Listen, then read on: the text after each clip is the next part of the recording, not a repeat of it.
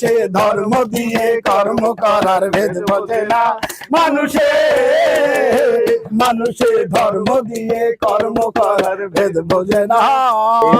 নদীর কুল কিনারা নাই রে বুঝি, নদীর কুল কিনারা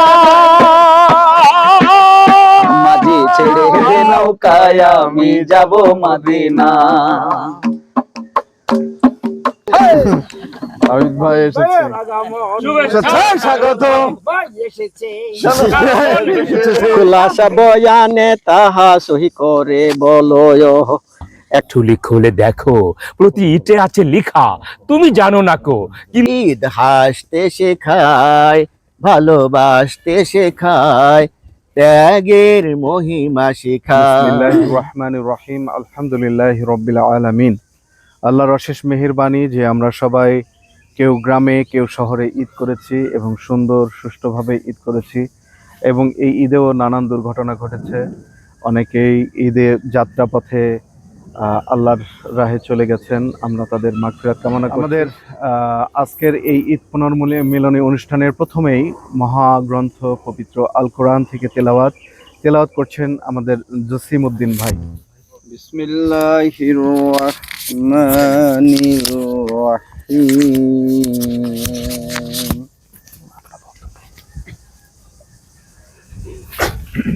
ইজাস সামাউন ফাতারাত ওয়া ইজাল কাওয়াকিবুন তাসারাত ওয়া ইজাল বিহারু ফুজ্জিরাত ওয়া ইজাল কুবুরু বুসিরাত আলিমাত নাফসুম মা কদ্দামাত ওয়া আখারাত ওয়া কাফা আদালাক في أي سورة ما شاء ركبك كلا بل تكذبون بالدين وإن عليكم لحافظين। আমাদের মাঝে অনেকেই উপস্থিত হয়েছেন ১ নম্বর জন সভাপতি, উপস্থিত রয়েছেন ৪ নম্বর জন সভাপতি এবং আরো অন্যান্য অনেকজন সভাপতি সহ অনেকেই যুক্ত হবেন আমাদের সাথে। আমাদের মাঝে এসে উপস্থিত হয়েছেন বিশিষ্ট কবি, লেখক, ভাইয়ের নাম তো মোহাম্মদ আশরাফুল, প্রোগ্রামের সভাপতি জনাব ইয়াকুব বিশ্বাস ভাই, ৪ নম্বর জন সভাপতি, বিশিষ্ট হোমিও ডাক্তার জনাব ইয়াকুব বিশ্বাস ভাইকে তার মূল্যবান বক্তব্য রাখার জন্য বিশেষভাবে অনুরোধ জানাচ্ছি।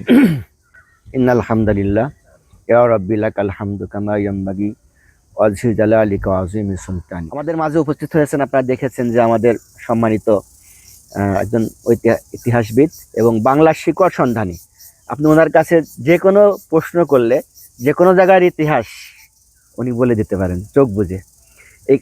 এক্ষেত্রে আমরা বলবো যে বাংলার একটা বটবৃক্ষ আমাদের মাঝে মোহাম্মদ আশরাফুল ইসলাম ভাই, আমার খুব প্রিয় মানুষ। উনি আমাদের আজকের বিশেষ মেহমান। আমাদের মাঝে আরও উপস্থিত থাকবেন আমাদের বিসিএস সম্মানিত সভাপতি আবেদুর রহমান ভাইয়া, উনি কিছুক্ষণের মধ্যে আমাদের সাথে মিলিত হবেন। প্রিয় ভাইয়েরা, সবাইকে আমি শুভেচ্ছা জানিয়ে এবং আশা করি যে আমরা এই ছোট্ট পরিসরে হলেও ঈদের আনন্দ, সবাইকে শুভেচ্ছা জানিয়ে আমার উদ্বোধনী কথা শেষ করছি। আর আমাদের মাঝে উপস্থিত রয়েছেন আমাদের ১ নম্বর সভাপতি আব্দুল্লাহ মামুন ভাই। আমাদের মাঝে একটা ইসলামী সঙ্গীত নিয়ে আসছেন ফেরদাউস ভাই, ৪ নম্বর জনের সাহিত্য সম্পাদক। আমি মল্লিক ভাইয়ের সে যে আমার পালনেওয়ালা, মাঠ ভরা ওই সবুজ দেখে নীল আকাশে স্বপ্ন এঁকে যার কথা মনে পড়ে, সে যে আমার পালনেওয়ালা, সে যে আমার পালনেওয়ালা। ওই যে পাখি মেললো পাখা কোন জানার পথে একা,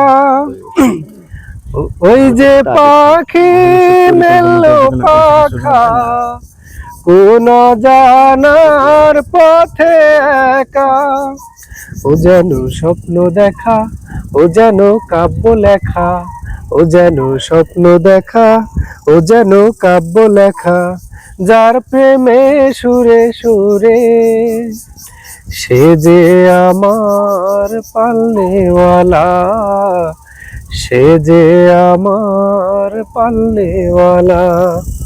মাঠ ভরা ওই সবুজ দেখে, নীল আকাশে স্বপ্ন এঁকে, যার কথা মনে পড়ে, সে যে আমার পাল্লেওয়ালা, সে যে আমার পাল্লেওয়ালা, সে যে আমার পাল্লেওয়ালা। এই মুহূর্তে আমরা আহ, এটার সাথে ঈদ তো সবাই করে, কিন্তু সাংস্কৃতিক ব্যক্তিদের ঈদগুলো একটু আলাদাই হয়ে থাকে, মানে বিশেষ ঘটনা মনের কোনায় জমা হয়ে থাকে। আমরা সেই ঘটনাগুলো থেকে প্রত্যেকের কাছ থেকে একটু একটু শুনতে চাই, যাদের মজার বিশেষ কিছু ঘটনা আছে বা প্রেরণা দেয়, যে আপনার গল্প শুনলে অন্যদের প্রেরণা দিবে যে এই কাজটা আমারও করা দরকার, এরকম গল্প গল্প শুনতে চাই। তো প্রথমে আমি 1 নম্বর জনের সভাপতির কাছেই ঈদের অনুভূতি জানতে চাচ্ছি, প্লিজ। আউযুবিল্লাহি মিনাশ শাইতানির রাজিম, বিসমিল্লাহির রহমানির রহিম। বাংলাদেশ কালচার একাডেমির 1, 3 ও 4 নম্বর জোন কর্তৃক আয়োজিত আজকের এই ঈদ পুনর্মিলন অনুষ্ঠানে উপস্থিত আছেন বাংলাদেশ কালচার একাডেমির 4 নম্বর জনের সভাপতি আমাদের ইয়াকুব বিশ্বাস ভাই, 3 নম্বর জনের সাহিত্য সম্পাদক এবং অন্যান্য ভাই যারা আছেন। এছাড়া আমাদের ভিতরে উপস্থিত আছেন আজকে অনুষ্ঠানের মধ্যমণি, আমাদের বলা যায় আমরা যারা সাহিত্য নিয়ে চর্চা করতে আগ্রহী, যারা ইতিহাস নিয়ে জানতে আগ্রহী, যারা কাজ করতে চাই, আমি আমার ব্যক্তিগত মনে করি, আমার ব্যক্তিগত অভিমত, তিনি আমার অগ্রদূত। মানে আমরা সাহিত্যের বিষয়ে, কোনো ইতিহাস বিষয়ে, কোনো ঘটনার বিষয়ে যদি জানতে হয়, সরাসরি আমরা তার কাছে দৌড়ে চলে যাই, গেলে সাথে সাথেই আমরা সেই তথ্য বর্তমান সময়ে পেয়ে যাই। যাচ্ছি, এরপরে সাভারের একটু আগে ইফতারের আজান দিল। তা গাড়ির স্পেসটা এমন, আমি জানি যে গাড়িতে কিছু রাখা লাগবে না, আমি দ্রুত কিছু নিয়েও নাই যে বাসে রাখবে, আমি ইফতারিটা করব। ওই মুহূর্তে আজান দিয়েছে। আরো আশ্চর্যের বিষয় যে কিছু তো নেই নাই, বাসটা যে রাখবে এত পরিমাণ জ্যাম, রাখার কোনো স্পেস নাই, রাখলে রাস্তা বন্ধ হয়ে যাবে। তারপরে পানিও নিয়ে নাই। যখন আজান দিছে বলছে ভাইয়া একটু পানি খান, অমুকজন বলছে ভাইয়া একটু খেজুর খান। তা আমার এইটা খুব মানে আন্দোলিত করছে যে চিনি না, জানি না। ইফতারের সময় এক মহিলা বলছে ভাইয়া আপনার কাছে তো কিছু নাই, আমি এই বাসা থেকে নিয়ে এসেছি, এই শশাটুকু আপনি খান। তো আমি তারপরে আমার সামনে এক ভাই থেকে তার কাছে একটা খেজুর নিয়ে আমি ইফতারিটা সারলাম। সম্মানিত সভাপতি, আসসালামু আলাইকুম। আমি সাগর হাওলাদার, মিরপুর সাংস্কৃতিক কেন্দ্রের সাথে 4 নম্বর জোনে আছি, আর পাশাপাশি মাস্তুল আবাসন প্রকল্পের সাথে হাউজিং ব্যবসার সাথে জড়িত। তো এবারে ঈদ পুনর্মিলন অনুষ্ঠানের আয়োজনটা গতবারের চেয়ে এবার অনেকটা প্রাণবন্ত মনে হচ্ছে, যে এক জায়গায় এরকম একটা অবস্থানে বসে কথা বলা ভালোই লাগছে, আলহামদুলিল্লাহ। গ্রামের বাড়িতে বছরে পিকনিকের মতন একবারই যাওয়া হয়, সেটা 3 দিন 5 দিনের জন্য। কিন্তু যখনই বাড়িতে যাই, বাড়িতে গেলে গ্রামের যে আমাদের অর্থ সম্পদ আছে সেগুলো নিয়ে আলোচনা বেশিরভাগ সময় কাটাতে হয়। তার মধ্যেও এবার একটু ব্যতিক্রম হয়েছে, যেটা পারি না, আমাদের আত্মীয় স্বজন যারা আছে গ্রামের সবাইকে এক জায়গায় নিয়ে একবার একটু বসে ডাল ভাত খাওয়া আয়োজন করা। তো মোটামুটি ভাবে আলহামদুলিল্লাহ, আমরা আল্লাহর কাছে শুকরিয়া যে এই ঈদের মধ্যে আমাদের অত্যন্ত আত্মীয় স্বজন, প্রতিবেশী যারা আছে তাদেরকে নিয়ে আমরা একসঙ্গে ঈদ পালন করতে পেরেছি, আলহামদুলিল্লাহ। এই জন্য আল্লাহর কাছে শুকরিয়া। মোটামুটি ভালোই কাটছে ঈদ উৎসব, অনেকটা ভালো কাটছে, আলহামদুলিল্লাহ আলহামদুলিল্লাহ। এইটা এই যে এই যে এই ডাকটা শুনে মূলত গানটা লেখা, গানটা খোঁজ করতেছি, পাইলে এটা ইনশাল্লাহ টেক করবো 2-1 সপ্তাহের মধ্যেই ইনশাল্লাহ।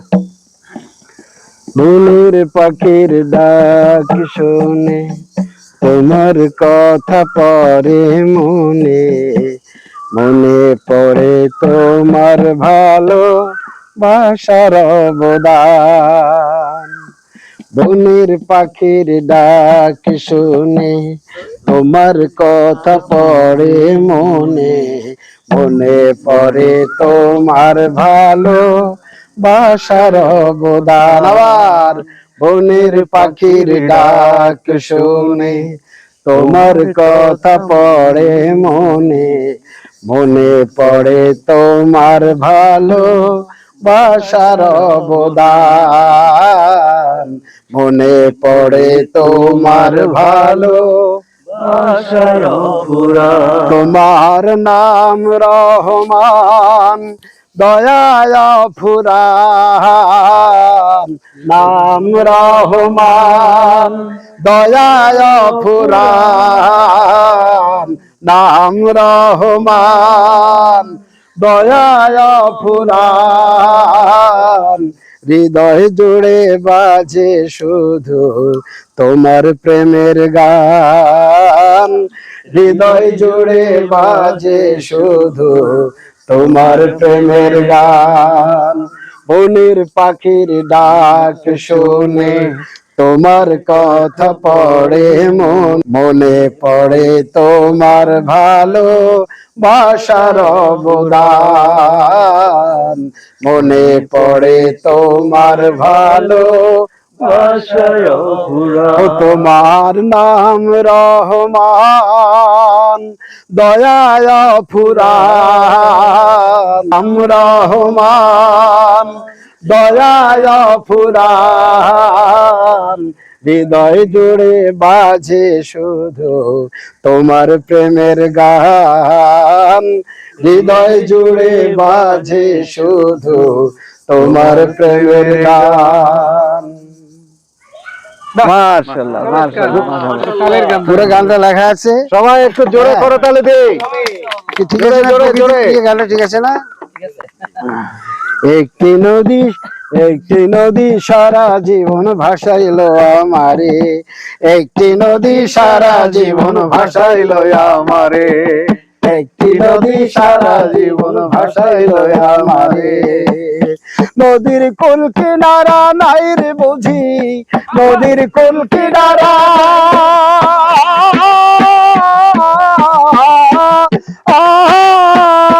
নদীর কুল কিনারা নাই রে বুঝি ভবের পারা পারে, নদীর কুল কিনারা নাই রে বুঝি ভবের পারা পারে। নদী সারা জীবন ভাসাইলো আমারে, একটি নদী সারা জীবন ভাসাইলো আমারে, একটি নদী সারা জীবন ভাসাইলো আমারে। কোথায় নদীর কুল কিনারা, কোথায় নদীর তল, ঢেউয়ে ভাঙে নদী দিগন্ত তল। কোথায় নদীর কুল কিনারা, কোথায় নদীর তল, ঢেউয়ে ঢেউয়ে ভাঙে নদী দিগন্ত তল। ভাঙা নদী এমন ভাঙা, ভাঙা নদী এমন ভাঙা, কুল থাকে না রে।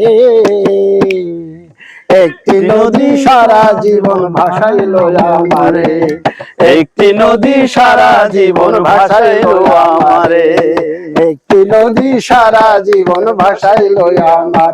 নদীর কুল কিনারা নাই রে বুঝি, নদীর কুল কিনারা নাই রে বুঝি ভবের পারা পারে। একটি নদী সারা জীবন ভাসাইলো আমারে, একটি নদী সারা জীবন ভাসাইলো আমারে। ভাসাইলো ডুবাইলো নদী আমায় জনম ভর, জানাইলো না কেন সে যে কে ভাই আপন পর। ভাসাইলো ডুবাইলো নদী আমায় জনম ভর, জানাইলো না কেন সে যে কে ভাই আমার পর।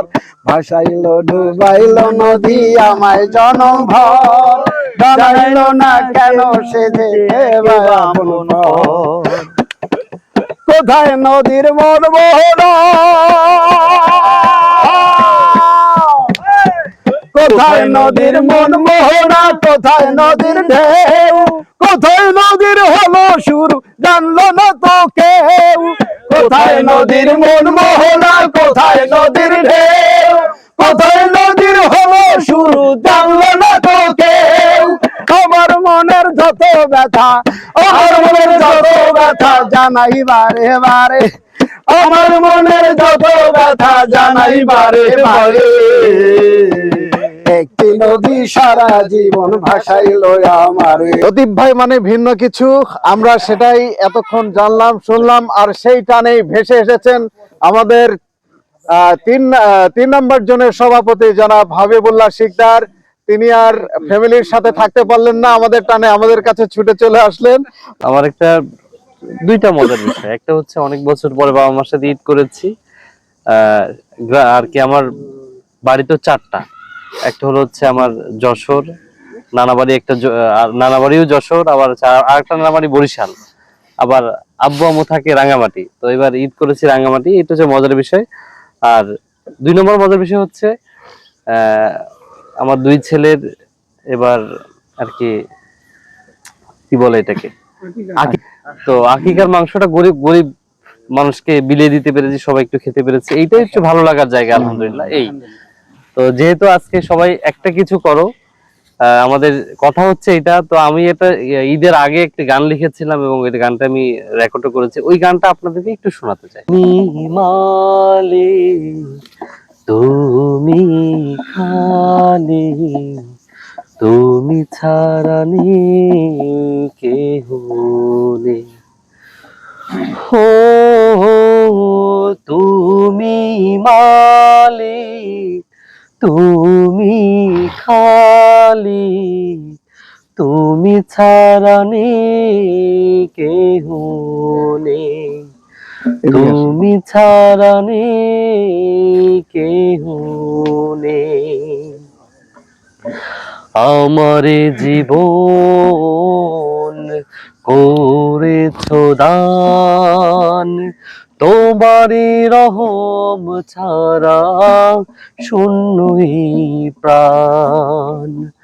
আমারে জীবন করেছো দান, তোমারই রহম ছাড়া শূন্যই প্রাণ। এরপরে অনুরোধ জানাচ্ছি মোহাম্মদ আশরাফুল ইসলাম ভাইয়াকে, আমাদের দায়িত্বশীল, আমাদের গুরুজন। এরপরে তার থেকে দে পাল তুলে দে, মাঝি হেলা করিস না, পাল তুলে দে, মাঝি হেলা করিস না, ছেড়ে দে নৌকায় আমি যাব মদিনা, মাঝি ছেড়ে দে নৌকায় আমি যাব মদিনা। দে দে পাল তুলে দে, মাঝি হেলা করিস না, পাল তুলে দে, মাঝি হেলা করিস না, ছেড়ে নৌকায় আমি যাব মদিনা, মাঝি ছেড়ে দে নৌকায় আমি যাব মদিনা।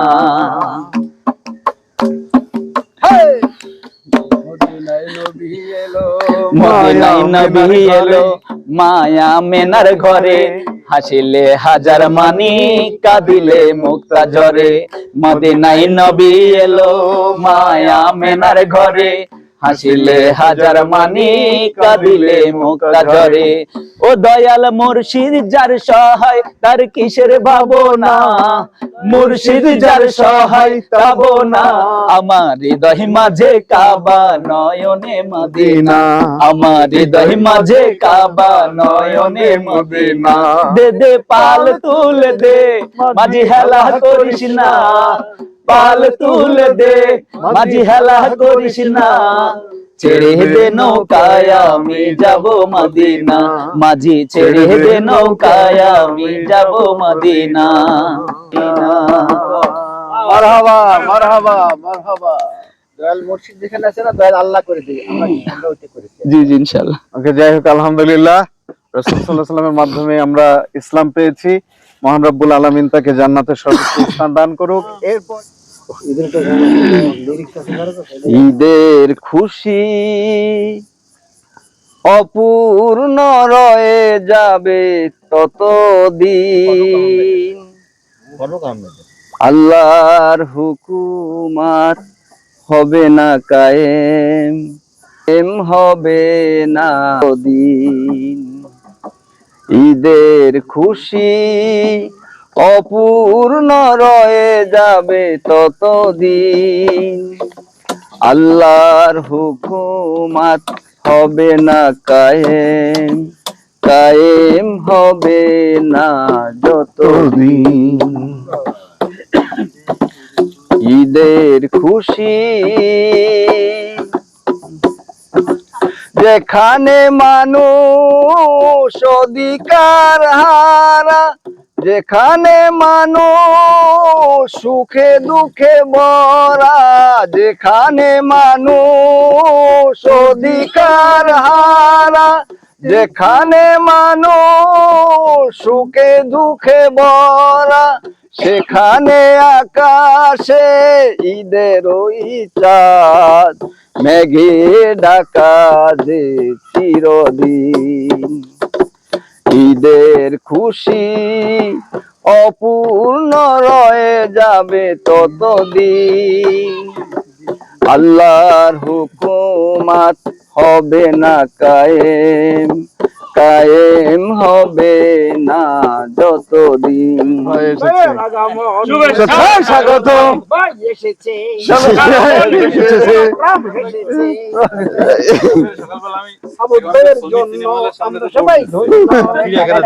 আশরাফুল ইসলাম ভাই, প্রাবন্ধিক, গবেষক, পুথিকার, মিডিয়া ব্যক্তিত্ব, ইতিহাসবিদ, সাবেক কর কর্মকর্তা, তিনি আমাদের মাঝে এবারে একটি পুঁথি পাঠ করবেন। আরে বাংলা মুল্লুকে ঈদগাহ কবে থেকে এলো, খুলাসা বয়ানে তাহা সহি করে বলো। একতা শুনিয়া শায়ের করিয়া সুমার, বাতচিত করিল শুরু চন্দেতে পয়া। আরে যখন এ দেশে ছিল দখলে কুফরের, ঈদের চিহ্ন তখন ছিল না জাহের। কালে কালে মুসলমানে যখন আসিল, সাথে তারা ধর্ম কর্ম সব নিয়ে এল। প্রথমে ছিল না হেতা ঈদগাহ ও মসজিদ, করিত লোকে পাটি ও মাটি। কালক্রমে হল মসজিদ জামাতে নামাজ, আস্তে আস্তে গড়ে উঠে মুসলমান সমাজ। আরে বাঙ্গালা মুল্লুকের রাজা লক্ষণ সেন ছিল, সেই কালে বক্তিয়ারে জয় করিল। 1204 ঈসাই ছিল সে বছর, অন্ধকারে গুজারিয়া হইল পসর। বাংলার প্রথম মসজিদ লালমনির হাটে স্থাপিত হইয়াছিল 69 হিজরিতে। বক্তিয়ারে বানায় মসজিদ তার নিজ হাতে, মাহিগঞ্জে আছে তাহার রংপুর জেলাতে। আরে তখন ঈদগারে খোঁজ আমরা না পাই, প্রথম ঈদগার হদিস খুলনাতে ভাই। দ্বিতীয় ঈদগাহের খবর কিশোরগঞ্জেতে, সুলাকিয়া নামে তাহা মশহুর জগতে। আরে প্রথমে স্থাপিল সেনা জাহাঙ্গীর বাসার, পরে তাহা জারি রাখে বংশ ইসাকার। জমিদারি শেষ হওয়ার পূর্বে কিছুদিন ওয়াকফ করে দিল জমি রাখে স্থায়ী চিন। সুলাকিয়া সাহেব বাড়ির ইমাম আসিল, তাহার সময় নাকি সুমারে হইল। লোক নাকি পাওয়া গিয়াছিল 1.25 লাখ, সেই হইতে লোকে ডাকে সুলাকিয়া। এখন হইবে লোক 3 লাখের উপরে, মশহুর হইল বাংলার ঘরে ঘরে। তৃতীয় ঈদগাহ হয় ঢাকার শহরে, 1639 সালে স্থাপনা ইহার। শাহ সুজা বাদশা ছিল যবে বাংলায়, বানায় সে ঈদগাহ ধানমন্ডি এলাকায়। পঞ্চম ঈদগাহ আছে ঈদগাহ পরগনায়, কক্সবাজার যেতে হলে পথে দেখা যায়। আর কানে যাওয়ার পথে রেখেছিল রোজা, পথেতে ঈদ উদযাপন করেছিল সোজা। সেই থেকে হয়ে গেছে ঈদগার ঠিকানা, আজও নাম আছে তার ঈদগাহ পরগনা। আর 1659 ছিল সেই সাল, গুজারিয়া গেল দেখো কত শতকাল। 1664 সালে যখন আসিল, শায়েস্তা খানে এক ফরমান জারি করিল। ঈশা পুত্র মনোয়ার খান সঙ্গেতে তাহাই বতে, বুজুর্গ উমেদ খানের সেনাপতি হয়ে মগদের তারায় তারা চট্টগ্রামে গিয়ে ইসলামাবাদ নামে রাখে চট্টগ্রামের মসজিদ বানায় এক কেল্লার ভিতরে। ঈদের নামাজে পরে সেই মসজিদের মাঠে আন্দর কেল্লা নাম রটে, আন্দর কেল্লা ঈদগাহ নাম রটে। সেই তো না মাঠ হলো 6ষ্ঠ নম্বরে, খতম করিব পুঁথি 7ম নম্বরে। ঈদগাহ হয় সিলেটের বিচে, শাহী ঈদগাহ নামে যার পরিচিতি আছে। আলমগীর আওরঙ্গজেব বাদশা দিল্লির, ঈদগাহ নির্মাণ হয় তাহান খাতির। ঢাকার যে ঈদগাহকে জাতীয় ঈদগাহ বলে, সেই তো না ঈদগাহ হলো এরশাদ আমলে। হাল জামানায় দেশে ঈদগাহ হলো কত, লোকে বারে ঈদগাহ বারে যেন বিরত। সারা দেশের ঈদগাহের তাবারিক রচিয়া সবাকে জানাতে চাই, মাগি তাই দুয়া। দুয়া মাঙ্গি সকলের একাজ করিবার, সব ঈদগাহ করি যেন ঠিক ঠিক সময়। ভিন কথা পাই মোরা দলিল দস্তাবেজে, সুলকিয়া গ্রামের নাম পূর্ব থেকেই আছে। যখন সুবাদার ছিল মুসলিদ কুলি খান, ঈদগাহ পরগনার নাম পায় এই স্থান। ধন্যবাদ সবাইকে। কথা বলা হচ্ছে, আমি প্রথমে একটু যেটা আপনাদের সাথে শেয়ার করতে চাই, যে আমার কাছে আপনারা কি জানতে চান, সেই প্রশ্নের আলোকে আলোচনা করলে সবচেয়ে বেটার। আমাদের আপনারা যে কোনো বিষয় ওপেন করে দিলাম। এই না আমি একটা প্রশ্ন করি, এই যে জায়গা বসে আছেন এই জায়গা বোটানিক্যাল গার্ডেনে রেকর্ড করার আগে কি ছিল? আচ্ছা ঠিক আছে, ফাইন। তারপরে অন্য প্রশ্ন। এটা হলো আপনার ঢাকাতে 1800 সনের শেষের দিকে আপনার একটা চিড়িয়াখানা ছিল, বর্তমানে যেখানে হাইকোর্ট দেখেন আপনারা, এই জায়গাটায় এই চিড়িয়াখানাটি ছিল ঢাকা নবাব বাড়ি। ঢাকা নবাবরা এই চিড়িয়াখানাটা স্থাপন করেছিল। তো সেটা করার পরে পরবর্তীতে আপনার যখন চিড়িয়াখানা ট্রান্সফারের চিন্তা ভাবনা তারা করে, তখন এই যে এই জায়গাটা ঢাকার মধ্যে সবচেয়ে উঁচু জায়গা, যেখানে চিড়িয়াখানা আমাদের পাশেই কিন্তু চিড়িয়াখানা। তো এটা ঢাকা এত উঁচু যে এই যে 88 বন্যার সময়ও কিন্তু এখানে পানি আপনারা করতে পারে নাই। তো তারা দেখেন ওই সময় টোপোগ্রাফিক্যাল জ্ঞান তাদের কি পর্যায়ে ছিল, যে তারা এই জায়গাটাকে তারা চয়েস করছে। এবং ইসলাম খান চিশতি যে ঢাকাকে রাজধানী করলো, ঢাকাও কিন্তু একটা উঁচু জায়গা, যে দেখবেন যে আপনার সাধারণত সেখানে পানি উঠে না ঢাকায়। এইটা যে সিলেক্ট করা ওই সময় তো ড্রোন ছিল না বা এই ধরনের ছিল না। তো ওই চিড়িয়াখানা তখন তারা চিন্তা করলো যে বন্যা টন্যা এসে হইলে তো সে প্রাণী টানি রক্ষা করা কঠিন হবে, তাই তারা এইখানে নিয়ে আসে এই চিড়িয়াখানাটা। এবং এই চিড়িয়াখানাটা যে জায়গায় নিয়ে আসছে, এই সমস্ত জায়গাও ঢাকা নবাবদেরই। ঢাকা নবাবরা এখানে আপনার শিকার করতে আসতো। এইদিকে একেবারে ওই পারে আপনার হরিরামপুর সহ বা সিদ্ধান্ত স্কুল সহ আপনার এইদিকে আপনার দেখবেন যে এখনো প্রাচীন কিছু স্থাপনা কিন্তু আছে, কাছারি, নবাবদের কাছারি, এটা কিন্তু আছে এখনো। তো এই নবাবদের জায়গাতেই আপনার ধরেন এই সেটা আপনার পরবর্তীতে ট্রান্সফার করা হয়। এইটা যত দূরে মানে আমার স্মৃতি থেকে এখন বললাম আপনাদেরকে, এটুকুই হলো এটার ইতিহাস।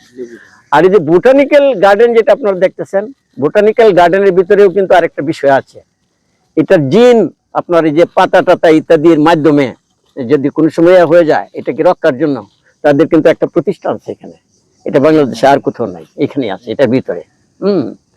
ওই একটা গাছের এই পাতাকে তারা সংরক্ষণ করছে, এটা দিয়ে এটার কি নাম, এটা বৈজ্ঞানিক নাম কি, বা ছাত্ররা পড়াশোনা করার জন্য যদি করতে চায়, এটা কিন্তু এর থেকে জানতে পারে তারা এটা। তো যাই হোক, ঢাকার সেই নওয়াব ফ্যামিলির যে আপনার চিড়িয়াখানা ছিল, সেই চিড়িয়াখানার অনেক তথ্যটি তো আমাদের কাছে আছে। এবং ঢাকার একটা প্রাচীন পত্রিকা আপনারা যদি এটা পড়েন, এই পত্রিকাটা 100 বছর ছিল। এই পত্রিকাটা 1868 থেকে 1968 পর্যন্ত 100 বছর ছিল। এটার নাম হলো ঢাকা প্রকাশ। এই যে ওল্ড পেপারের একটা ইয়ে আছে, কিন্তু এটা থেকে আপনারা ইচ্ছা করলে এই ঢাকা প্রকাশ পত্রিকা বের করে আপনারা পড়তে পারেন। এবং আমাদের দেশের একজন বড় হিস্টোরিয়ান মুনতাসির মামুন, সে এই পত্রিকার সূচি আপনার ইন্ডেক্সিং করে যে বইগুলি লিখছে, এর মাধ্যমে তিনি ইতিহাসবিদ হয়ে গেছে। শুধু এই যে ঢাকা প্রকাশ পত্রিকা, তার আর কিছু নাই, এটাই। যাই হোক, তো আবেদ ভাই যেটা বলছিলেন আমার মনে হয় সংক্ষিপ্ত হয়তো বলতে পারছি আমি। উপমহাদেশের মুসলিমদের পজিটিভ ইতিহাস, উপমহাদেশের মুসলিমদের পজিটিভ ইতিহাস যদি আপনি করতে চান, আমি ছোট ছোট দু একটা পয়েন্ট বলবো, কারণ এটা বিস্তারিত একটা বিষয়। উপমহাদেশে আপনার আমাদের বাংলাদেশে ইসলামের আগমন, আর এই যে এই মুলতানে যেটা মানে সিন্ধু বিজয় যেটা বলা হয়, হ্যাঁ, সেটা 712-তে। আর আমাদের বাংলাদেশে লালমনিরহাটে যে মসজিদটা পাওয়া গেছে 69 হিজরি। এতে বোঝা যায় যে আমরাও মানে কম না আর কি। হ্যাঁ, 3 বার গেছি আমি এটার উপর আপনার বিটিভিতে প্রোগ্রাম করছি, চ্যানেল 1-এ প্রোগ্রাম করছি, হ্যাঁ, মানে এটার উপর আমার গবেষণা আছে, বা আপনারা যারা ডিপে পড়াশোনা করতে চান, আমার একটা বই আছে, development of Muslim art and architecture in Bangladesh.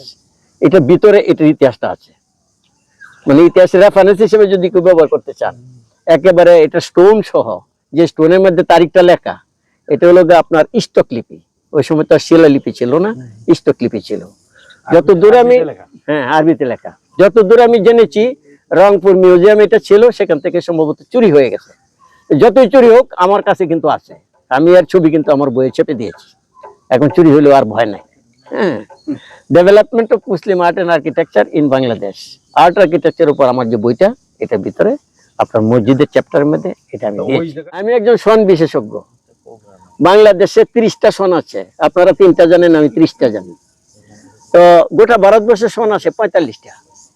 তো নবী করিম সাল্লাল্লাহু আলাইহি সাল্লামের প্রভাব সনের উপর কতটা পড়ছে উপমহাদেশে, এই যে ওনার প্রশ্নের উত্তর দিচ্ছি। উপমহাদেশের যে সন ব্যবস্থাপনা, এটার মধ্যে জগতের বাঁকা পথে সহজ সরল পথ খোঁজে না, মানুষ ধর্ম দিয়ে কর্ম করার ভেদ বোঝে না, মানুষে ধর্ম দিয়ে কর্ম করার ভেদ বোঝে না, মানুষে ধর্ম দিয়ে কর্ম করার ভেদ বোঝে না, মানুষে জগতের বাঁকা পথে সহজ সরল পথ খোঁজে না, জগতের বাঁকা পথে সহজ সরল পথ খোঁজে না, মানুষে ধর্ম দিয়ে কর্ম করার ভেদ বোঝে না, মানুষে ধর্ম দিয়ে কর্ম করার ভেদ বোঝে না, মানুষের জ্ঞানের বাঁধন কষিয়ে ধরে মদন, মানুষের জ্ঞানের বাঁধন কষিয়ে ধরে মদন, মানুষের জ্ঞানের বাঁধন কষিয়ে ধরে মদন, অবশেষে করলে রোদন, অবশেষে করলে রোদন, অবশেষে করলে রোদন, আপন জনের মন গলে না, অবশেষে করলে রোদন, আপন জনের মন গলে না, মানুষে ধর্ম দিয়ে কর্ম করার ভেদ বোঝে না, মানুষে ধর্ম দিয়ে কর্ম করার ভেদ বোঝে না, মানুষে চেতনায় ভেলকি বাজি বসনে হয় ফরাজি, চেতনায় ভেলকি বাজি বসনে হয় ফরাজি, আবার চেতনায় ভেলকি বাজি বসনে হয় ফরাজি, রিপুদের কথায় রাজি সত্য কথায় মন টালে না, রিপুদের কথায় রাজি সত্য কথায় মন টালে না, মানুষে ধর্ম দিয়ে কর্ম করার ভেদ বোঝে না, মানুষে ধর্ম দিয়ে কর্ম করার ভেদ বোঝে না, জগতের বাঁকা পথে সহজ সরল পথ খোঁজে না, জগতের বাঁকা পথে সহজ সরল পথ খোঁজে না, জগতের বাঁকা পথে সহজ সরল পথ খোঁজে না, মানুষে ধর্ম দিয়ে কর্ম করার ভেদ বোঝে না, মানুষে ধর্ম দিয়ে কর্ম করার ভেদ বোঝে না, মানুষে রিপুদের জ্বালাও ধরে কুঠুরি বন্ধ করে, রিপুদের জ্বালাও ধরে কুঠুরি বন্ধ করে, জানো আর রিপুর কথায়, জানো আর রিপুর কথায় তোমার জীবন মন চলে না, জানো আর রিপুর কথায় তোমার কথায় চলে না, জানো আর রিপুর কথায় তোমার জীবন মন চলে না, মানুষে ধর্ম দিয়ে কর্ম করার ভেদ বোঝে না, মানুষে ধর্ম দিয়ে কর্ম করার ভেদ বোঝে না, জগতের ওই বাঁকা পথে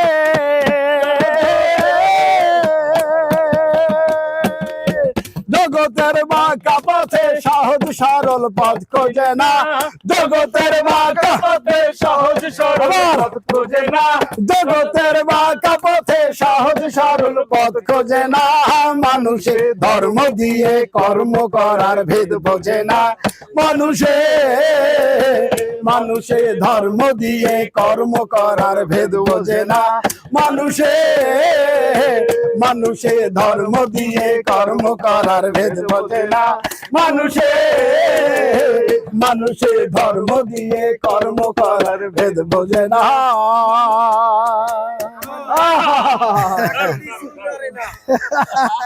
30 বছর আগে মনে হয় আসছিলাম বোটানিক্যাল গার্ডেনে। তো আলহামদুলিল্লাহ আজকে যে লতিফ ভাইয়ের আহ্বানে আমি আমার এক মিতাকেও নিয়ে আসলাম যে চলেন একটা সুন্দর আয়োজন আছে, ঈদ পুনর্মিলন অনুষ্ঠান বোটানিক্যাল গার্ডেন, সেখানে গেলে একটু মনটা ফ্রেশ হবে, ভালো লাগবে। ঠিক তাই ঘটলো আর কি। আমি যখন রিক্সা দিয়ে ভিতরে আসতেছিলাম, দুদিকের যে তরুলতা, যে গাছপালা, এটা আমাকে মনোমুগ্ধকর করেছে আলহামদুলিল্লাহ। এবং আসার পর আশরাফ ভাইয়ের যে সংক্ষিপ্ত কথা শুনলাম, আর আবিদ ভাইকে দেখে তো আরো প্রাণটা ভরে গেল যে আমাদের সভাপতি, কালচারাল একাডেমির সভাপতিকে এখানে পেয়ে গেছি। আমি তো জানতাম না সে আসবে আজকে এখানে। আলহামদুলিল্লাহ একটা সুন্দর আয়োজন, সুন্দর পরিবেশ, এর মধ্যে গান শুনলাম, আরো যদি সুযোগ থাকে গান শুনবো ইনশাল্লাহ। কোরআনে যে একটি মোনাজাত আমাদেরকে শিখিয়ে দিয়েছেন, রব্বানা আতিনা ফিদ দুনিয়া হাসানা ওয়া ফিল আখিরাতি হাসানা ওয়া কিনা আযাবান নার। অর্থ, হে আল্লাহ তুমি আমাকে দুনিয়ায় কল্যাণ দাও। তো এই যে দুনিয়ার কল্যাণের মধ্যে এটাও তো একটা পার্ট, আনন্দ, বিনোদন, দুনিয়ার স্বাচ্ছন্দ্য, প্রশান্তি, এটা দুনিয়ার কল্যাণ। আর আখিরাতের কল্যাণ তো আছেই, এবং দোজখের আগুন থেকে আমাদেরকে রক্ষা করো। এই মনোজাতটা তো আসলে সবসময় প্রতিটি মুহূর্তেই আমাদের করা উচিত। এবং সেই আল্লাহর নিয়ামত যে আমরা সর্বদা উপভোগ করতেছি, আমরা প্রতিটি শ্বাস প্রশ্বাসে যখন আল্লাহর নিয়ামত, আল্লাহর অসংখ্য নিয়ামত যে আমরা গ্রহণ করতেছি, তো এই শুকরিয়া আদায় করতে আমরা আসলে শেষ করতে পারি না আসলে। সেজন্য এই নিয়ামতের পাশাপাশি আমাদের কর্মকে, আমাদের একটু আগে যে গানটার কিন্তু তাৎপর্য অনেক, হয়তো মনে করবে অনেকে লালন সঙ্গীত গাইছে, কিন্তু আসলে এটা লালন সঙ্গীত না, এটা মালিক আব্দুল লতিফ সঙ্গীত। হ্যাঁ, আলহামদুলিল্লাহ এই কথার মধ্যে অনেক ভাব আছে, অনেক মেসেজ আছে, যেগুলো প্রত্যন্ত অঞ্চলের মানুষগুলো এত আধুনিক সুর বুঝবে না, কিন্তু এই সুর তাদের ব্রেনে ঢুকবে, এবং কথাগুলোকে যদি সে বোঝার চেষ্টা করে, তো এখান থেকে সে মেসেজ পেয়ে যাবে। এখান থেকে বলার জন্য এবং বাকি অনুষ্ঠান সঞ্চালনার জন্য বিশেষভাবে অনুরোধ জানাচ্ছি আমাদের 3 নম্বর জনের সম্মানিত সভাপতি জনাব হাবিবুল্লাহ শিকদার ভাইকে। আউযুবিল্লাহি মিনাশ শাইতানির রাজিম, বিসমিল্লাহির রহমানির রহিম। কথা খুব অল্পই বলি, কারণ অনেক কথা হয়েছে। সবাইকে পরবর্তী ঈদ পুনর্শুভেচ্ছা। দেখিনু সেদিন রেলে কুলি বলে এক বাবুসাব তারে ঠেলে দিলে নিচে ফেলে, চোখ ফেটে এলো জল, এমনি করে কি জগৎ জুড়িয়া মার খাবে দুর্বল। যে দধিচিদের হাড় দিয়া ওই বাষ্প সকট চলে, বাবু সাপ এসে চড়িল তাহাতে, কুলিরা পড়িল তলে। বেতন দিয়াছ, চুপ রও যত মিথ্যাবাদীর দল, কত পাই দিয়ে কুলিদের তুই, কত ক্রোর পেলি বল। রাজপথে তব চলছে মটর, সাগরে জাহাজ চলে, রেল পথে চলে বাষ্প সকট, দেশ ছেয়ে গেল কলে। বলতো এসব কাহাদের দান, তোমার অট্টালিকা কার খুলে রাঙা? ঠুলি খুলে দেখো, প্রতি ইটে আছে লিখা, তুমি জানো না কো, কিন্তু পথের প্রতি ধূলিকণা জানে, ওই পথ, ওই জাহাজ সকট, অট্টালিকার মানে। আসিতেছে শুভ দিন, দিনে দিনে বহু বাড়ি আছে দেনা, শুধিতে হইবে ঋণ। হাতুড়ি শাবল গায়েতে চালায়ে ভাঙিল যারা পাহাড়, পাহাড় কাটাসে পথের দুধারে, পড়িয়া যাদের হার। তোমারে সেবিতে হইল যাহারা মজুর মোটেও কুলি, তোমারে বহিতে যাহারা লাগালো পবিত্র অঙ্গে ধুলি। তারাই মানুষ, তারাই দেবতা, গাহি তাহাদের গান, তাদেরই ব্যথিতে বক্ষে পা ফেলে আসে নব উত্থান। তুমি শুয়ে রবে তেতলার পরে, আমরা রহিব নিচে, অথচ তোমারে দেবতা বলিব, সে ভরসা আজ মিছে মিছে মিছে। ধন্যবাদ। অংশ বিশেষ আবৃত্তি করলাম। ইয়াকুব বিশ্বাস ভাই 4 নম্বর জন, তাকে অনুরোধ জানাচ্ছি প্রোগ্রামের শেষের দিকের কিছু কথা বলার জন্য এরপর আমাদের আল্লাহর প্রশংসা যে আমরা সবাইকে নিয়ে যে প্ল্যানটা করেছিলাম, আলহামদুলিল্লাহ আমরা সফল হয়েছি। তো একটা কিছু করার মধ্যে আমি সবসময় একটা ঈদের গান গাই, আপনারা সবসময় অন্য গান গান, তা আমি ঘুরে ফিরে একটা গান, ছোট্ট একটা গান সবসময় গাই। গানটার শিকড় খুঁজতে যাই, আমি দেখলাম যে এটা গানটা লিখছেন অঞ্জন দত্ত, ওপার বাংলার। এই গানটা বাংলাদেশের কোনো লেখক লেখেন নাই। তা আমি ছোট্ট করে ওইটা গেয়ে তারপরে আমার কথা শেষ করে দিচ্ছি। জি অবশ্যই অবশ্যই। ঘুরে ফিরে বারে বারে, ঘুরে ফিরে বারে বারে, ঈদ আসে ঈদ চলে যায়, ঈদ হাসতে শেখায়, ভালোবাসতে শেখায়, ত্যাগের মহিমা শেখায়, ত্যাগের মহিমা শেখায়। ঘুরে ফিরে বারে বারে, ঘুরে ফিরে বারে বারে, ঈদ আসে ঈদ চলে যায়, ঈদ হাসতে শেখায়, ভালোবাসতে শেখায়, ত্যাগের মহিমা শেখায়। পৃথিবীতে এত রূপ এত হাসি গান, করুণা সিন্ধু যিনি সবই তারি দান। পৃথিবীতে এত রূপ এত হাসি গান, করুণা সিন্ধু যিনি সবই তারি দান। তারি প্রেমে বনে বনে ফুল ফোটে, পাখি গান গায়, ঈদ হাসতে শেখায়, ভালোবাসতে শেখায়, ত্যাগের মহিমা শেখায়। ঘুরে ফিরে বারে বারে, ঘুরে ফিরে বারে বারে, ঈদ আসে ঈদ চলে যায়, ঈদ হাসতে শেখায়, ভালোবাসতে শেখায়, ত্যাগের মহিমা শেখায়। তারই কাছে মুনাজাত গ্লানি মুছে যাক, সোনালি স্বপ্নগুলো সফলতা পাক। তারই কাছে মুনাজাত গ্লানি মুছে যাক, সোনালি স্বপ্নগুলো সফলতা পাক। খুশি নিয়ে ঈদ জানো, খুশি নিয়ে ঈদ জানো, প্রতিবারে আসে আঙিনায়, ঈদ হাসতে শেখায়, ভালোবাসতে শেখায়, ত্যাগের মহিমা শেখায়। ঘুরে ফিরে বারে বারে, ঘুরে ফিরে বারে বারে, ঈদ আসে ঈদ চলে যায়, ঈদ হাসতে শেখায়, ভালোবাসতে শেখায়, ত্যাগের মহিমা শেখায়, ত্যাগের মহিমা শেখায়, ত্যাগের মহিমা শেখায়। প্রিয় উপস্থিতি, সবাই জোরে সোরে মার্শাল্লাহ। এই মুহূর্তে আমাদের মাঝে সবচেয়ে আকর্ষণীয় বক্তা আমাদের আবিদুর রহমান ভাই, এবং প্রধান অতিথি তো আমাদের আজকের জন্য আলহামদুলিল্লাহ, এবং আমাদের সকলের দায়িত্বশীল আবিদুর রহমান ভাই এই মুহূর্তে কথা বলবেন আমাদের ঈদ পুনর্মিলনীর এই অনুষ্ঠানে, আনন্দের সাথে আনন্দঘন অনুষ্ঠানে, এবং আমাদের দিক নির্দেশনামূলক বক্তব্য তিনি দান করবেন ইনশাআল্লাহ। আসসালাতু ওয়াসসালামু আলা রাসূলিল কারীম। সম্মানিত ভাইরা, এই বোটানিক্যাল গার্ডেনের এই সুন্দর এই ছায়া বিশিষ্ট দুপুর 12টার সময়ও ছায়ার মধ্যে আমরা অবস্থান করতেছি, এই জন্য আল্লাহ শুকরিয়া আদায় করি। আলহামদুলিল্লাহ, এই আয়োজন যারা করছেন আল্লাহ তাদেরও যা যা দিক। হ্যাঁ, অনেক আসছি, তা সেই বোটানিক্যাল গার্ডেন কি বলবো, বাংলাদেশের খুব জরুরি কিছু বোটানিক্যাল গার্ডেন সেই রকমই আছে, একই রকম আছে। এটাকে অনেক মডার্নাইজ করা যেত, এখানে স্কুল কলেজের বাচ্চাদের ভিজিট করা, এই গাছগুলোকে চেনানো যেত, মানুষের আকর্ষণ করার অনেক কিছু আছে। আমি প্রায় 7-8টা দেশের এরকম বোটানিক্যাল গার্ডেনে ঢুকছি, ইভেন একেবারে নিডি, মানে আমি বেশি উন্নত দেশ বলবো না, মালয়েশিয়াকে, সেই দেশেরও বোটানিক্যাল গার্ডেনে ঢুকছি। সেখানেও যদি বাচ্চারা একবার যায়, পরের বার আবার আব্বুকে বলবে যে আমি ওখানে যাব, আমি ওখানে যাব।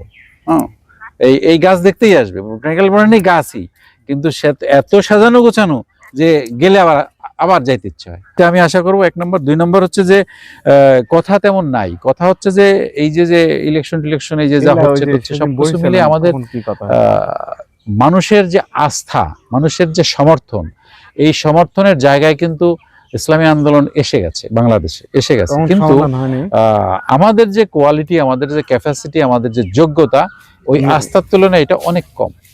আমরা আমাদের দিয়েই সমাধান হয়নি। এটা আমাদের কাছে যে মানুষের প্রত্যাশা, এই সাইডে দিতে পারছি না। কেন?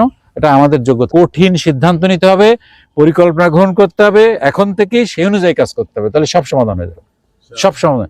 এবং আমি না, শুধু আমার দায়িত্বে যারা আছে, আমার বাচ্চাদের, এবং যার একটা বউ আছে একটা বউ, যার অনেক বউ আছে অনেক বউ, বউদেরও জান্নাতে নিতে হবে। তাদেরকে অ্যাকর্ডিং টু ইসলাম অনুশাসন পালন পরিপালন, যেহেতু তাদের রিজিক আল্লাহ দিচ্ছে আমার মাধ্যমে, তবে আমার সেই রাজ্যের রাজা আমি, অতএব ওই রাজ্যটা আমাকে একেবারে আপোষহীনভাবে পরিপালন করতে হবে, সেখানে ছাড় দেওয়া যাবে না। আমরা বাচ্চা যখন বড় হয়ে যায়, মনে করেন টেনে পড়ে, তারে বলি যে চল ফজরের জামাতে যাই, না আমি এখন যাবো না আব্বু, হ্যাঁ তুমি এত ডাকো কেন, সকালবেলা ঘুম করে নেই। এই পর্যায়ে যেন যাইতে না দেই, ওই ক্লাস 4-5 থেকেই মসজিদে নিয়ে যাই ফজরের নামাজে।